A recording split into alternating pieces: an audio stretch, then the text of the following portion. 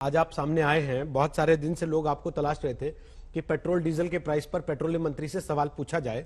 तो मैं पूछना चाहता हूं कि आखिर ऐसा क्यों है हमारे देश में राजनीतिक पार्टी जब सत्ता में नहीं होती है उसके पास 10 तरह के फॉर्मूले होते हैं कि पेट्रोल सस्ता कैसे बेचा जा सकता है, लेकिन जब वो सत्ता में आ जाती है तो उसके पास वो फॉर्मूले नहीं रहते, वो विपक्ष के पास चले जाते हैं। फिर विपक्ष वैसे ही नए नए फॉर्मूले बताने लगता है।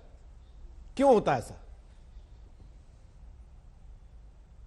शारदाना जी, ऐसे सिंपल बात ऐसे नहीं है। ये सारे विषय तथ्य है। कभी मेरे को मैं कहीं भागने वाला आदमी नहीं हूं। कभी मेरे को चाय पे आपके स्टूडियो पे बुलाए, मैं आधा घंटा विस्तार से एक अलग समय से आपके साथ शो करने के लिए तैयार हूं। पिछले दिनों में जिनके हाथ में व्यवस्था थी उन्होंने कैसे संभाला, उस समय में प्राइस को मैनेज करने के लिए उन्होंने बंड लाके कंपनियों के ऊपर, देश की अर्थव्यवस्था के ऊपर लाद के छोड़ के गए। आज हमने एक बाजार व्यवस्था खड़ा करके, जब अंतर्राष्ट्रीय बाजार में प्राइस घटती है तब हमने कंज्यूमर को उसको पास ऑन किया है। बाकी रहा जो पैसा टैक्स के लिए हम राज्य या केंद्र लेती है, ये विकास के काम के लिए खर्चा किया जाता है। इतने दिनों में पिछले कोविड के समय में हम जीडीपी के 13% आत्मनिर्भर भारत पैकेज में खर्चा किए हैं, गरीब कल्याण योजना में खर्चा किए।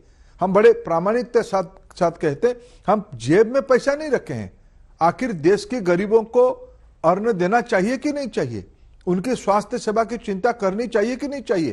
35,000 करोड़ रुपया सिर्फ इस बजट में व्यवस्था किया गया है वैक्सीनेशन के लिए। इतने पैसा कभी हेल्थ इंफ्रास्ट्रक्चर के लिए खर्चा नहीं हुई थी। रेलवे में इतने बड़ी इन्वेस्टमेंट कभी नहीं हुई थी। ये सारे कल्याणकारी कामों के लिए तो व्यवस्था चाहिए चाहिए, रिसोर्स चाहिए ही चाहिए। हमने पिछले दिनों जैसे कर्जा छोड़ के नहीं किया है, हम रोजगार किया है।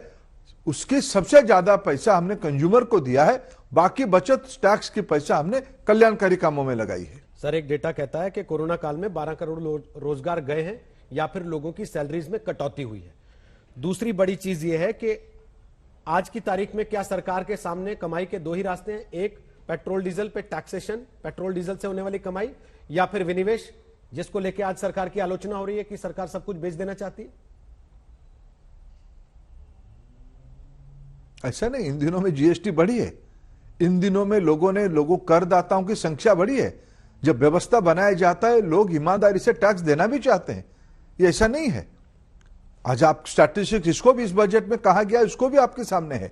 सिर्फ विनिवेश सिर्फ पैसा कमाने के लिए नहीं, विनिवेश देश की अर्थनीति को लंबे समय तक स्वतंत्र करने के लिए। क्या सरकार आज भी होटल चलानी चाहिए? क्या सरकार आज भी बस ट्रांसपोर्टेशन चलानी चाहिए या इंफ्रास्ट्रक्चर खड़ी करनी चाहिए? ये निर्णय सरकारों को करनी है, राज्य हो या केंद्र हो। हमने तो इस बार लिंक किया, इंसेंटिव देंगे जो राज्य अपने नुकसान करने वाले पीएसयूज को छोड़ देगा। कितने लैंड मास है, कितने लैंड बैंक है? क्या ये देश की संपत्ति कुछ कंपनियों की, वो निजी हो या सरकार की हो या देश के नागरिकों की है? इसलिए हमने विनिवेश की नीति लाया है।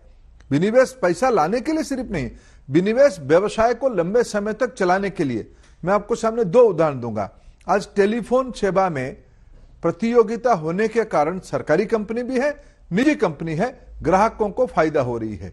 विमान सेवा में सरकार कंपनी भी है, निजी कंपनी है। आज 2-4 हजार 5 हजार रुपया में सामान्य मध्यवर्गीय परिवार, निम्न मध्यवर्गीय परिवार हवाई सेवा का फायदा भी ले पा रहा है। ये निजी क्षेत्र आने के कारण हुई है। ये सारे चीजों को आज freight corridor, dedicate freight corridor निजी क्षेत्रों को भी खोलने का बात की जा रही है। क्या देश की लॉजिस्टिक खर्चा कम नहीं होनी चाहिए? ये सारे के लिए विनिवेश है।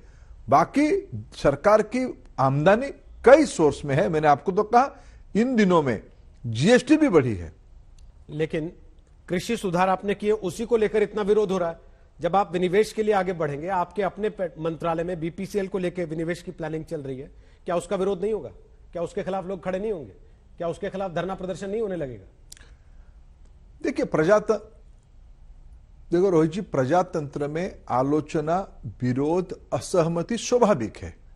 लेकिन अगर हम ईमानदार हैं, हम अगर पारदर्शी हैं, हम अगर लोक कल्याण हमारी सामने है, हमें किसी विषय पे मोदी सरकार की एक बड़ी अहमियत है, बड़ी विशेषता है। लोगों के हितों में हम कठोर से कठोर निर्णय लिए हैं, लोगों को समझा के लिए हैं और हमें विश्वास है कि जब जीएसटी लागू किया गया ऐसे ही एक माहौल था। डीमोनेटाइजेशन हुई तो ऐसे ही माहौल था, लेकिन इस सारे विषय में देश मोदी जी की नीति के साथ और मोदी जी पे भरोसा किया है। आज गरीब कल्याण की, मैं आज जैसे पहले आभार प्रकट किया वित्त मंत्री जी को, उन्होंने प्रधानमंत्री उज्ज्वला योजना को 8 करोड़ कंप्लीट करने के बाद इस बजट में भी 1 करोड़ और दिया है। आज हम 100% कल्याण की, सारे घरों में स्वच्छ ईंधन पहुंचाने के लिए सफल होंगे।